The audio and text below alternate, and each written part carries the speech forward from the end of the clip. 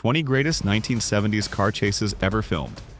Before computers ruled Hollywood, stunt performers took every risk to pull off authentic, daring action sequences with no green screens or CGI whatsoever. These weren't just movie scenes, they were genuine mechanical chaos, filmed on real streets with real cars and carrying real consequences. Whether it was a Mustang tearing through San Francisco or a Dodge Charger roaring down country roads, the 70s transformed car chases into a high-speed art form. Join us as we explore 20 of the wildest and most unforgettable car chases of that decade. No CGI, no deception, just pure cinematic power. The French Connection, 1971. We kick off our list with 1971's The French Connection, a film that redefined realism in car chases. Director William Friedkin crafted a thrilling 5-minute sequence where Gene Hackman's character, Popeye Doyle, commandeers a civilian 1971 Pontiac Le Mans to chase a hitman escaping on a Brooklyn elevated subway train. What made this chase legendary wasn't just the speed, but its raw, unfiltered danger. Friedkin shot the scene guerrilla style without official permits, weaving through real Brooklyn traffic at speeds up to 90 miles per hour. Stuntman Bill Hickman drove the Le Mans with Friedkin himself operating the camera from the back seat. Production had minimal control. Off-duty NYPD officers helped manage intersections, but many cars and pedestrians were unwitting participants. An unscripted collision with a civilian vehicle was even kept in the final cut for its sheer authenticity. The elevated subway sequence was just as audacious, with Friedkin bribing a transit official $40,000 and a one-way ticket to Jamaica for track access. The result was a tense, chilling chase that remains a benchmark for practical stunt work. This scene not only cemented The French Connection's status as a crime thriller classic, but also set a new standard for all future car chases, showcasing the power of practical effects and professional filmmaking in creating cinematic magic. Vanishing Point, 1971. Next up is 1971's Vanishing Point, a counterculture icon of speed and rebellion. Director Richard C. Sarafian orchestrated a breathless, high-speed pursuit across the American West. The film stars Barry Newman as Kowalski, a Vietnam veteran and former race car driver, tasked with delivering a 1970 Dodge Challenger RT440 Magnum from Denver to San Francisco, betting he can do it in 15 hours. This powerful 375 horsepower car was filmed tearing through Colorado, Utah, Nevada, and California in real locations, with absolutely no cinematic trickery. 5 identical Challengers, all provided by Chrysler, were used, and the stunts were performed by legendary drivers like Kerry Lofton and Max Belkowski. What makes Vanishing Point stand out is its raw authenticity. No green screens, no CGI, just the pure Mopar roar screaming across sun-drenched highways. The film's opening scene, actually the disguised ending, sees Kowalski charging full speed into a police roadblock with bulldozers in Cisco, California. The film's existential tone, combined with its simple narrative and roaring soundtrack, cemented its status as a counterculture symbol. It's a cinematic bullet of speed, defiance, and unavoidable destiny. This remains one of the most famous chase action films of the 1970s in North America. Gone in 60 Seconds, 1974. Moving on to 1974's Gone in 60 Seconds, a film where director and star H.B. Toby Halicki didn't just make a movie, he orchestrated a car chase that ran for 40 minutes, the longest in cinematic history. He used real streets, real traffic, and no permits whatsoever. The star of this chaos was Eleanor, a 1973 Ford Mustang Mach 1, the only car in history to receive a starring credit. Halicki, a self-taught stuntman and car enthusiast, performed almost all the driving himself. The pursuit raged through Long Beach, California, with 93 cars destroyed, all of them real. No stunt doubles, no CGI, and no second takes. One of the most incredible moments was when Halicki crashed Eleanor into a light pole at 100 miles per hour, breaking one of his vertebrae, yet he returned days later to finish the shot. The film was shot guerrilla style, often without city approval. Many near misses and collisions were unscripted, captured by handheld cameras and Halicki's raw instinct. The climactic jump, with Eleanor soaring over a 30-foot gap, was real, filmed in a single take with no safety equipment. This wasn't just a car chase, it was a self-produced demolition derby, a cinematic daredevil act that made Gone in 60 Seconds a cult legend. Bullitt, 1968. Although released in 1968, Bullitt was the precursor and blueprint for every high-speed chase of the 1970s. Director Peter Yates and star Steve McQueen delivered a groundbreaking car chase. This 10-minute, 53-second sequence pitted McQueen's 1968 Ford Mustang GT 390 Fastback against a 1968 Dodge Charger HRT 440 Magnum, tearing through the undulating streets of San Francisco at speeds exceeding 110 miles per hour. McQueen, a skilled driver, performed many of his own stunts, though legendary stuntmen Bud Ekins and Kerry Lofton also took the wheel for the most perilous maneuvers. Filming took over 3 weeks, with 2 Mustangs and 2 Chargers prepped by Max Balkowski to withstand the brutal abuse. The city granted unprecedented access, closing streets and even allowing night filming at San Francisco International Airport. The visceral realism came from no music, no dialogue, just roaring engines, squealing tires, and raw tension. An unscripted moment when McQueen missed a corner and executed a reverse burnout was so authentic it was kept in the final cut. Bullitt didn't just raise the bar, it launched it into the stratosphere, becoming a cinematic lightning bolt that still resonates today. This film was selected for preservation in the United States National Film Registry by the Library of Congress in 2007 as being culturally, historically, or aesthetically significant. Dirty Mary, Crazy Larry, 1974. Moving on to 1974's Dirty Mary, Crazy Larry, director John Ho delivered an explosive rural car chase that pushed the limits of practical stunt work. Peter Fonda's Larry Rader and his crew flee a supermarket robbery in a 1966 Chevy Impala, then switch to a 1969 Dodge Charger RT 440 Magnum, a roaring muscle car that becomes the film's mechanical co-star. The pursuit rips through California's Central Valley with real police cruisers, helicopters, and narrow country roads.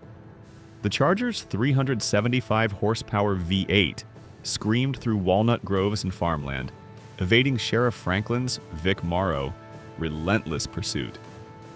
The film's aerial sequences were captured by a Bell Jet Ranger helicopter, flying low and fast to amplify the tension. No camera tricks, just precise handling and daring driving. Stunt coordinator Paul Baxley choreographed the action with minimal safety equipment, relying on pinpoint timing and raw power. One of the most shocking moments comes at the climax. The Charger, having finally shaken the law, slams head-on into a freight train, a real Alco S1 locomotive, in an abrupt, brutal end. No dummies, no CGI, just a high-speed collision captured in a single take. This was a true punch of realism, leaving tire smoke in the audience's minds. Out of the chases we've just explored, which one left you most breathless? Let us know in the comments below. Smokey and the Bandit, 1977. Next up is 1977's Smokey and the Bandit, where director Hal Needham, a former stuntman, turned a simple beer run into a high-speed ballet of roaring engines and airborne muscle cars. Burt Reynolds' Bandit drove a 1977 Pontiac Firebird Trans Am SE, a black and gold icon with a 6.6-liter V8 engine, crisscrossing states to distract law enforcement while his partner hauled 400 cases of Coors beer, which was, at the time, illegal to transport east of Texas. The film's legendary stunts were all practical, with no CGI or green screens. Needham utilized 4 Trans Ams, all provided by Pontiac, and 3 were destroyed during filming. One of the most incredible moments was the Mulberry Bridge jump, where Bandit launched the Trans Am over a disassembled bridge. The jump was real, performed by a specially modified car with extra rear ballast and a 750-plus horsepower NASCAR engine. The landing was so brutal that the car was completely destroyed. Filmed across Georgia and neighboring states, the chases were shot on real roads with minimal permits. The result was a wild, law-bending bridge-jumping ride that turned the Trans Am into a legend and redefined the car chase comedy genre. This car chase is considered one of the top 5 most exciting car chases of the 20th century. The 7-Ups, 1973.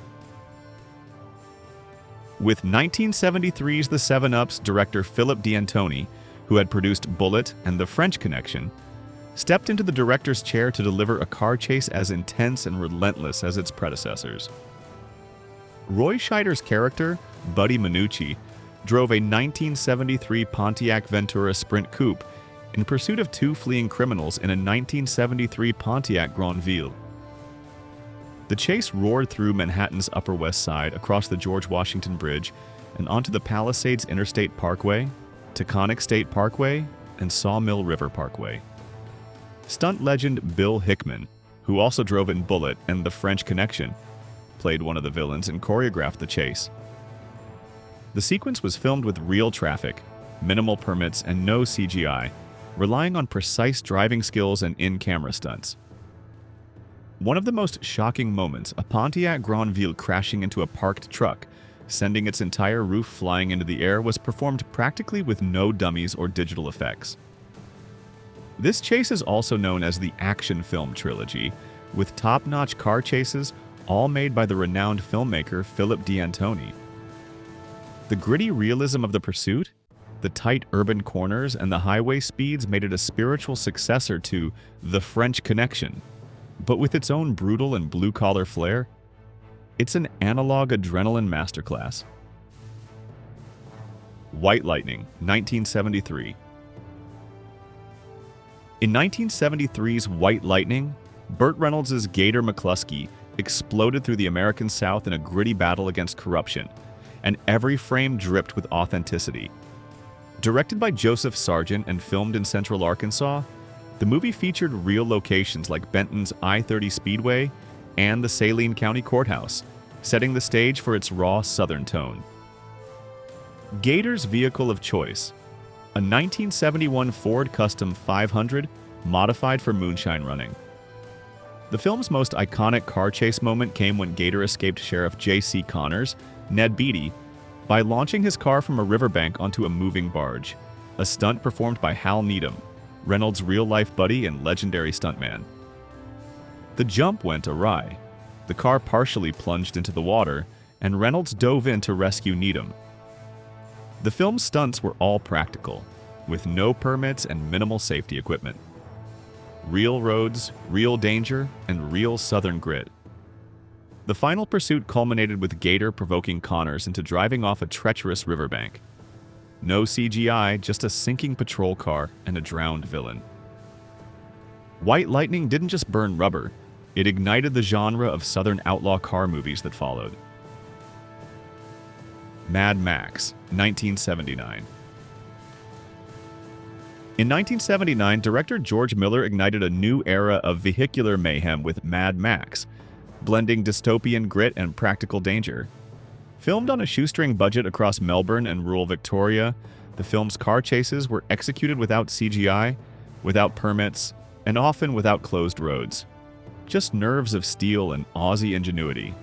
The film opens with the Knight Rider chase, a high-speed pursuit involving a stolen Holden Monaro HQ and multiple main force patrol interceptors, including Max's 1974 Ford Falcon XB sedan. Stunts were coordinated by Grant Page, with many sequences filmed at speeds exceeding 100 miles per hour on public roads. The chaos was real. Cars slid through intersections, narrowly missed civilians, and collided with actual roadside obstacles. The film's mechanical star, the pursuit special Last of the V8 Interceptors, was a heavily modified 1973 Ford Falcon XBGT coupe, fitted with a non-functional Wyant supercharger and a Concorde-style nose cone. Its menacing presence and powerful V8 sound became iconic. One of the most shocking moments, the fiery death of the Knight Rider, was captured in a single take using real pyrotechnics and a full-size car rig. Mad Max didn't just raise the stakes, it blew them away. The driver, 1978. Coming to 1978's The Driver, director Walter Hill stripped away the superfluous elements of the car chase to retain its purest form. No names, no musical score, just the primal roar of engines and the squeal of tires on asphalt. Ryan O'Neal played the nameless getaway driver, a calm, precise wheelman with supernatural accuracy behind the wheel. The film's centerpiece was a nocturnal pursuit through downtown Los Angeles, where O'Neal's character evaded police in a 1974 Ford Galaxie 500, pursued by a convoy of Plymouth Furies. Every stunt was performed practically with no process shots or CGI. Stunt coordinator Billy Burton confirmed that Ryan O'Neal was trained to perform many of his own maneuvers. The chase's choreography was precise. Sharp turns, J-turns, and reverse 180 degrees were executed in real traffic under genuine pressure. A standout moment was the underground parking garage scene, where O'Neal demolished a brand-new Mercedes-Benz W108 250S to demonstrate his skill, smashing into columns, ripping off bumpers, and crumpling body panels in a brutal display of control and destruction. Filmed entirely in Los Angeles, The Driver is an analog tension masterclass, a ballet noir of steel and smoke that still hits hard today. Do you remember the thrill of watching a real, no CGI car chase? Share your memories below. Cannonball, 1976. In 1976, director Paul Bartel and star David Carradine delivered a chaotic, tire-burning spectacle in Cannonball, inspired by the real-life illegal transcontinental cannonball baker, Sea to Shining Sea, Memorial Trophy Dash, protesting the 55 miles per hour speed limit. Carradine played coy Cannonball Buckman, a parallel entering the Grand Prix Transamerica, a no-rules race from Los Angeles to New York, in a 1970 Pontiac Firebird Trans Am. The film's stunts were orchestrated with minimal permits and maximum destruction. Filmed on real streets across Los Angeles and the American Southwest, the production leaned into a demolition derby style with over 50 vehicles destroyed during filming. Bartel, known for Death Race 2000, brought his signature blend of satire and destruction, while stunt coordinator Gary Davis ensured the chaos was real and relentless. A standout sequence involved a Pontiac Trans Am flipping multiple times after a high-speed collision, a practical stunt executed with a real car and pyrotechnics. Another scene showed a Chevy Corvette skidding off a cliff, captured in a single take with no miniatures. Cannonball was pure 70s grit. No CGI, no safety nets, just roaring engines, twisted metal, and outlaw adrenaline from coast to coast. This film is a prime example of how 70s filmmakers created authentic, dangerous action with real vehicles and real consequences. Race with the Devil, 1975. In 1975, director Jack Starrett blended horror and high-speed action into a uniquely terrifying chase thriller called Race with the Devil, starring Peter Fonda and Warren Oates. The film follows two couples in a 1973 Dodge Travco motorhome as they flee a satanic cult across rural Texas after witnessing a human sacrifice. What started as a vacation turned into a relentless pursuit, and the RV became both a sanctuary and a weapon. Shot entirely on real locations in rural Texas, the production utilized actual highways, bridges, and country roads with no soundstages or digital effects. The chases were choreographed by stunt coordinator Gary McLarty, who turned the unwieldy RV into a surprisingly capable getaway vehicle. A standout sequence involved the RV barreling down a narrow bridge while cultists and pickup trucks flanked both sides, all filmed practically with real vehicles and no green screen. The film's climax was a brutal gauntlet of Molotov cocktails, flipped trailers, and high-speed collisions, culminating in a fiery confrontation. The RV's damage was real, sustained over multiple takes, and the actors were often inside during the stunts. Race with the Devil proved that even a lumbering motorhome could deliver thrills, especially with Satanists hot on its heels. Thunderbolt and Lightfoot, 1974. In director Michael Cimino's debut film, 1974's Thunderbolt and Lightfoot, Clint Eastwood and Jeff Bridges tore through Montana in a series of gritty, Unscripted car chases that combined style with raw danger. Early in the film, Bridges' character steals a 1973 Pontiac Trans Am 455 Super Duty right from the dealership, a real car, not a prop, and uses it to rescue Eastwood's Thunderbolt from an assassin. The Trans Am ripped through ditches and riverbanks in a wild escape, filmed on location with no permits and minimal stunt equipment. Later, the duo commandeered a 1973 Buick Riviera boat tail, which became a bullet-riddled wreck after George Kennedy's character blasted its rear window with a shotgun. The Riviera was then driven over rough terrain in a desperate attempt to outrun their pursuers, all captured with practical effects and real damage. The most chaotic moment came when they commandeered a souped-up 1973 Plymouth Fury, which its original driver had rolled into a ditch. Eastwood and Bridges then stole the damaged Mopar and fled, unaware their enemies were hiding in the back seat. No green screens, no CGI, just real cars, real crashes, and two anti-heroes fleeing destiny on the rugged roads of Montana. The Gumball Rally, 1976. With 1976's The Gumball Rally, director Charles Bale, a former stunt coordinator, turned the illegal transcontinental race into a roaring, comedic free-for-all. Inspired by Brock Yates' real-life Cannonball Baker Sea to Shining Sea Memorial Trophy Dash, the film featured a diverse cast of racers tearing from New York to Long Beach in exotic machines, including a 1976 Ferrari Daytona Spider, a Kawasaki Z1 motorcycle, and the film's mechanical star, a 1967 Shelby Cobra 427SC chassis CSX3243. That Cobra wasn't a replica, it was the real deal. Lent by Shelby collector Les Lindley, its powerful V8 kicked off the film in Manhattan traffic, beginning the race with a thunderous roar. The stunts were all performed practically, filmed on real roads across America with minimal permits.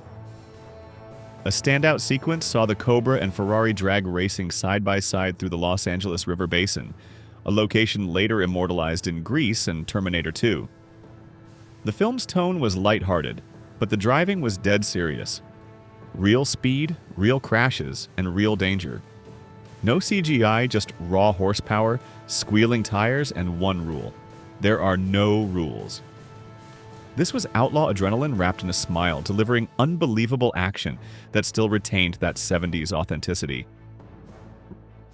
Rolling Thunder, 1977. In 1977, director John Flynn and screenwriter Paul Schrader crafted a haunting revenge thriller that exploded into a final act of cold fury called Rolling Thunder. The film starred William Devane as Major Charles Ronay, a Vietnam POW who returns home to unspeakable tragedy and, ultimately, vengeance. Though the film was more psychological than action-packed, its climactic car chase was an eruption of brutal, unglamorous realism. The pursuit took place in rural Texas, where Ronay and fellow veteran Johnny Voden, played by Tommy Lee Jones, hunted down the killers. Ronay drove a 1973 Ford Galaxie 500, a full-size sedan treated more as a crude tool than a getaway car. The chase was brief, but every frame relied on practical stunt work. No musical score, no slow motion, just the crunch of tires on gravel and the roar of a V8 engine. Filmed on real locations with real roads and minimal safety equipment, the sequence culminated in a tense confrontation at a secluded brothel. The chase wasn't flashy, but it was raw, unflinching, and steeped in revenge, perfectly reflecting the film's raw emotional core. It was a final drive into darkness and justice, a powerful example of how practical action can convey deep emotion. What do you think makes a classic car chase, and can modern films still achieve it? Comment below to discuss. Duel, 1971. Stepping back to 1971, Duel was a thriller directed by young Steven Spielberg, a masterclass in tension and suspense, featuring one of the most gripping car chases in cinematic history. Though not a traditional high-speed pursuit, the film's central premise involved a relentless chase that kept audiences on the edge of their seats. The story revolves around a businessman, played by Dennis Weaver, who becomes the target of a mysterious and menacing truck driver while driving through the California desert. What ensues is a cat-and-mouse game that escalates into a tense battle for survival. The brilliance of Duel lies in its ability to turn an everyday scenario into a nightmare. The film's car chases were characterized by psychological intensity rather than sheer speed. Spielberg masterfully employed camera angles, pacing, and sound design to create an atmosphere of continuous dread and unease.